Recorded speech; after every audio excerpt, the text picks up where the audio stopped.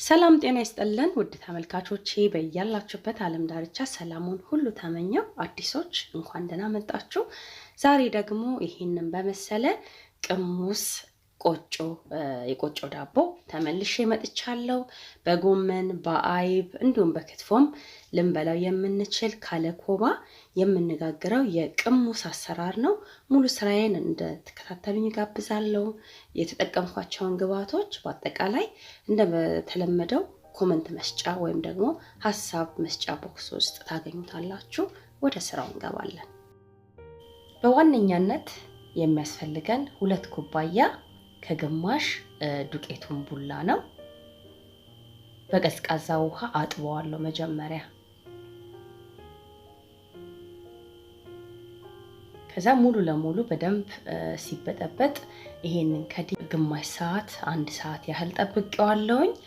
ያው እንዳያችሁት ጥቁር ነገር አለው። ከሩቅ ሲሆን አይታየም። ይሄኛው ጽድት ብሎ እስከሚወጣ ድረስ ቡላውን 2ቴም 3ቴም 4ቴም ደጋግመን እናጥበዋለን እስከሚጠራ ድረስ። እኔ በጠዋት ነው ይሄንን ያደረኩት። ኦቨርናይት ማታ ላይም በዚህ መልኩ አዘጋጅታችሁ ዘዝፋችሁት ማደር ትችላላችሁ። ድጋሚ ውሃ እጨምራለሁ። ከዛ እስከሚረጋ ድረስ ወደ ጎን አስቀምጠዋለሁ። አሁን በሁለተኛነት ደግሞ የሚያስፈልገን ባርሊን ዱቄት ነው፣ የገብስ ዱቄት። ማንኛውም አይነት የገብስ ዱቄት ይሆናል። ለ2 ኩባያ ከግማሽ ቡላ 1 ኩባያ ከግማሽ የገብስ ዱቄት ነው የምጠቀመው።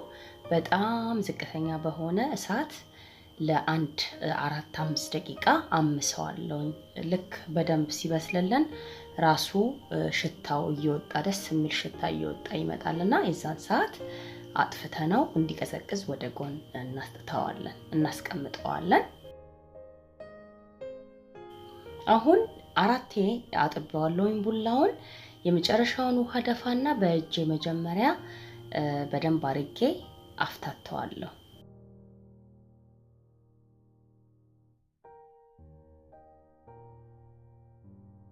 ቀደም ያመስነውን የገብስ ዱቄት በዚህ መልኩ ነፍቼው ያው ውስጡ ገለባ አለው። ውሃ ከመጨመሬ በፊት በደንብ አርጌ አሸዋለሁ።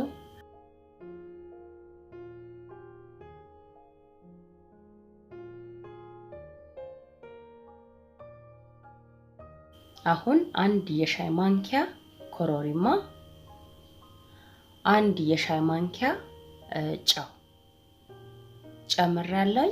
በዚህ አጋጣሚ እዚህ ጋር መጨመር የምትፈልጉት ቅመም ካለ ጨምራችሁ መጠቀም ትችላላችሁ። በርበሬ ወይ ሚጥሚጣ እናንተ የምትፈልጉትን አይነት ቅመም ጨምራችሁ መጠቀም ትችላላችሁ። ነው ያው ቁምሳ ስለምሰራ አንድ ወፈር ያለ ዳቦ ነው የምሰራውና ለሱ የሚሆን ነው መጥኛ ያዘጋጀሁት። እና ይሄንን እናንተ ለ2ም ለ3ም አሳስታችሁ መጋገር ይቻላል። ከዛ 1 ኩባያ ውሃ አጠገብ ያርጋለሁኝ። በእጄ እያርከፈከፍኩኝ በደንብ አርጌ አሸዋለሁ።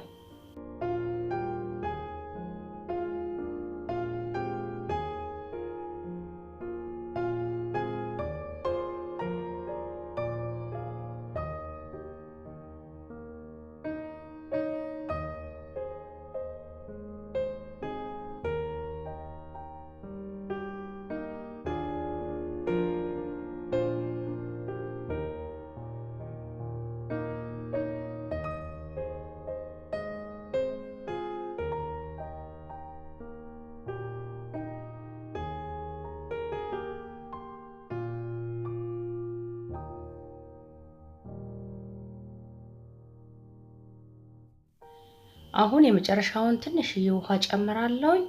አጠቃላይ የተጠቀምኩት ለማብቃት 1/3 ኩባያ ነው። በደንብ አርጌ አሽቸዋለሁ። አሁን በዚህ መልኩ ቆንጆ ሆኖ ደርሶልኛል። ልክ ሲደርስ ሲታሽ በደንብ እጃችን ላይ እየተጠቀለለ ይመጣል በዚህ መልኩ።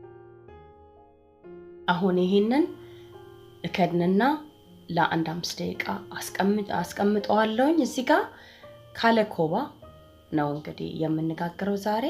የዳቦ የምንጋግርበት ኩኪስ የምንሰራበት ወረቀት አለኝ። ሌላው ደግሞ ይሄ ራክ አለኝ። ግዴታ አይደለም፣ ይሄ ካላችሁ ተጠቀሙት፣ ከሌላችሁ ደግሞ ዝም ብላችሁ ትሪ ላይም ጠፍጠፋችሁ እንትን ማለት ትችላላችሁ። ከዛ እንደዚህ አንዱን ወደ ታች አንዱን ወደ ላይ አድርጌ ውሃ አርከፈክፋለሁ። ቆጮ ስቲም ስለሚሆን ውሃ እንዳያንሰው ቅድም ያሸነውን አንድ ቂጣ ነው የምጋግረው። ውሃ አጠገብ አድርጌያለሁ። ስጠፈጥፍ እጄን ነከር ነከር እያረኩኝ ከዛ በምፈልገው ውፍረት መጠን እጠፈጥፈዋለሁ። ይሄው አሁን የዚህን ያህል በቂ ነው። እኔ 2 ወረቀት ያረኩት ምናልባት አንዱ ባይበቃ እንደገና አንድ ለመጨመር እንዳይሰባበር በማለት ነው ከስር ያረኩትና አንዱ ብቻ በቂ ነው። ወረቀቱን ከሸፈንኩት በኋላ ጫን ብዬ ትንሽ ሰፋ አድርጌዋለሁ። አሁን በቂው ስለሆነ ወደ መጋገሩ እንሄዳለን። እዚህ ጋር እሳቱን ትንሽ ሃይ አድርጌ ነው የከፈትኩት። ውሃ ካርከፈከፍኩኝ በኋላ ቀድሜ የጠፈጠፍኩትን ቆጮ ሊጥ ቀስ ብዬ አንሸራትቼ አስቀምጠዋለሁ። ከዛ ውሃ ከላይ አርከፈከፍበታለሁ። ውሃ በጣም ግድ ነው። ውሃ ከሌለው ነጭ ይሆንብናል። ከዛ ክዳኑን ባይሆን ስቲም እንዲያረግ ከድኜዋለሁ።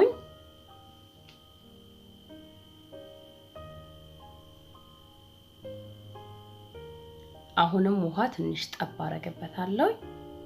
ከዛ መልሼ ከድነዋለሁ።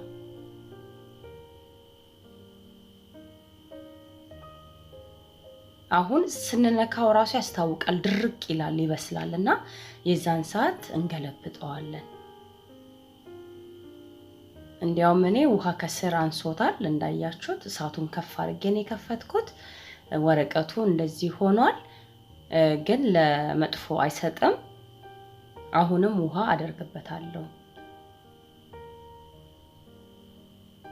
ውሃው መሀል ላይ አይደርስም፣ ወደ ዳር ነው የሚሄደውና በተቻላችሁ መጠን እንደዚህ ከፍ እያረጋችሁ ውሃ ወደ ውስጥ እየከተታችሁ ብታበስሉት መጥበሻችሁ እንደኔ ከሆነ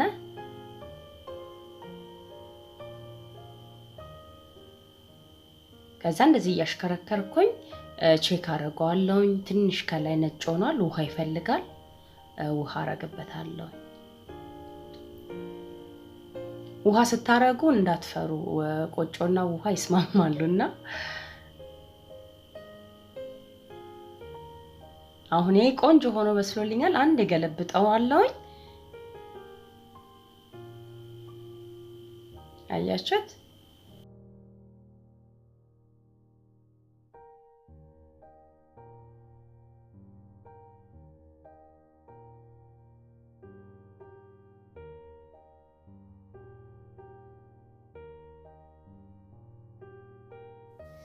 ይሄንን የመሰለ ቅሙስ ሰርተናል። እንዳያችሁት በጣም ቆንጆ ሆኖ ነው የበሰለው። ውስጥ ድረስ ሽታውን በጣም ደስ ይላል። እዚህ ጋር ላስቲክ አለኝ። ዚፒንግ ባግ ውስጥ ወደ ቆራርጣችሁ መክተት ትችላላችሁ። እኔ ግን ሳልቆርጠው መጀመሪያ በላስቲኩ እንዳይደርቅ በደንብ አድርጌ እሸፍነዋለሁ። በዚህ መልክ እንዲሸፈነን ስናስቀምጠው ሞር ቆንጆ ልስልስ ያለ ቆጮ ይሰጠናል። ወዲያውኑ አይደርቅብንም። ቀዝቅዘው ደግሞ በውስጡ ምን እንደሚመስል አሳያችኋለሁ። ተመልካቾቼ እንግዲህ ቀዝቅዞ ተመልሻለሁኝ። በጣም ነው የሚጣፍጠው። ጣዕሙ በጣም ልዩ ነው። ደስ የሚል ቃና አለው። ካልሞከራችሁት በዚህ መልክ በጣም በቀላል መንገድ ሞክሩት፣ ትወዱታላችሁ። ምንም አይከብድም። ስለዚህ ሞክራችሁ እንደምትወዱት ተስፋ አደርጋለሁ። ይሄን ቪዲዮ ከወደዳችሁት ላይክ፣ ሼር ኮሜንት ማድረጋችሁን አትርሱ።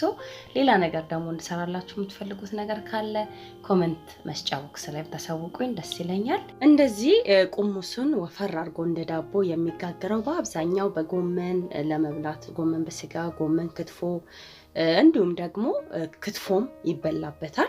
ግን እናንተ እንደዚህ ውፍረቱን የማትፈልጉት ከሆነ መጀመሪያ ላይ እንደተናገርኩት 2 ቦታ 3 ቦታ ከፍላችሁት በጣም አሳስታችሁ ጋግራችሁ መጠቀም ትችላላችሁ፣ ትወዱታላችሁ።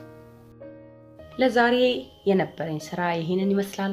ሐሳብ አስተያየት ካላችሁ አሁንም ኮሜንት መስጫ ቦክስ ላይ አስቀምጡልኝ፣ መልስ ፈጣን ይሆናል። ለዛሬ እዚህ ጋር በቃ። በያላችሁበት ሰላሙን ሁሉ ተመኘው። መልካም ቀን።